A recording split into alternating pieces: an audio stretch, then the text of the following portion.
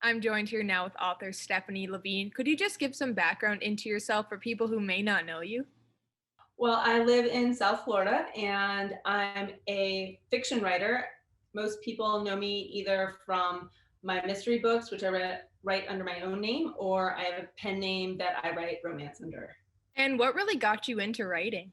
I think similar to many professional writers, I was always a writer in some capacity. I always, from the time I was young in high school and college, I always wrote. I didn't necessarily know I would go on to write fiction books. I mean, I devoured fiction, but I didn't necessarily know if I would write for magazines or television shows or what. But then I ended up going on to have two completely different careers that had nothing to do with writing, really.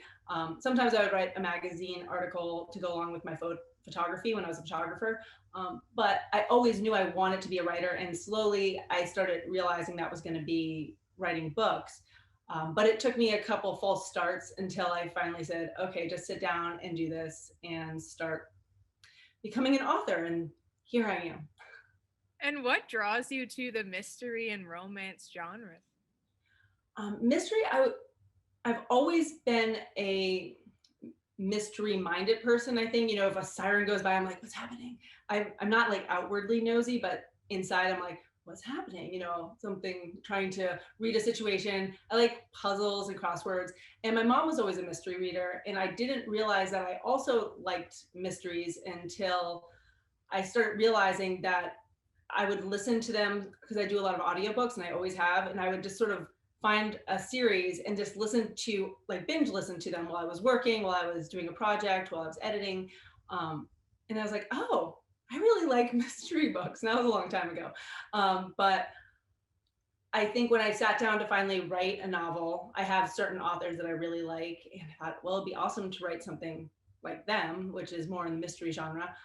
So I did. And with romance, I had actually never really read much romance.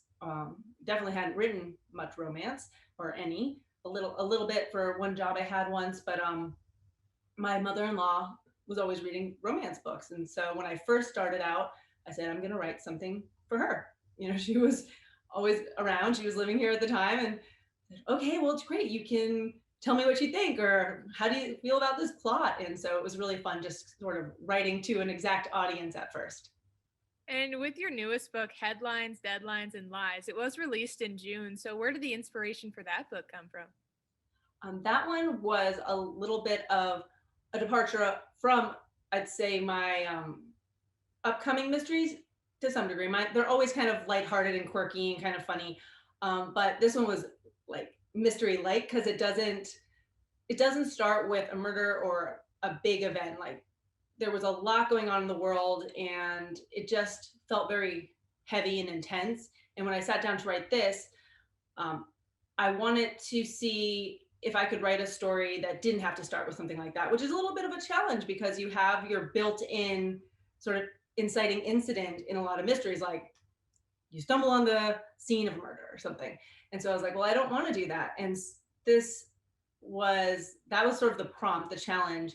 And then it was really fun because I got to work in, like, my mom's really big into genealogy, and I've wanted to pay attention for a long time, but I just haven't had time. And so that got pulled in because there's a lot of crazy genealogy stories. You don't realize it. Now I do, but there's just all these sort of missing links in people's backgrounds and family histories and trees. And you're like, wait a second. That doesn't make sense when you delve into it. And people are like, oh no, don't, like, let's not ask about that. Like, let's not ask about that little missing thing. And so there actually is a lot of mystery in family trees and things like that. So that was sort of the catalyst and how it got going. What keeps you inspired as an author? I think just life is so interesting. I mean, where I live in particular, but you can get the news from from anywhere. You could always just look and you're like, oh my gosh, people are so strange. People do the weirdest things. People are interesting. Life is interesting. There's just so much to pull from, or to be inspired by, or to be excited about, or to be interested in. I live in a place where we have it's one of the biggest cruise ship ports. Don't check that statistic because, but I believe it's one of the biggest cruise ship ports. But also, and we have, it's like one of the mega yacht capitals of the world. And like, I drive by that every day. And now I have tie-ins to those things. But for years, I grew up here. I never thought about the fact that I saw mega yachts. And there's an entire world that I know now. Like, I've worked in that industry. I have friends in that industry. And you're like, oh, that's so interesting. So there's just always something I find fun to write about. And if anyone is interested in your works or seeing your upcoming works, where would be the best place to go? You can always go to my website, which is my name, StephanieLavigne.com. Very easy to spell. No, it's very not. It's very hard. Or all my books are on sale usually on Amazon. And if you are on any social media platforms, you can search for me and say hello and find me there. Well, thank you so much for your time today, Stephanie. Thank you, Jasmine. It's been so great being here. I really appreciate you having me on.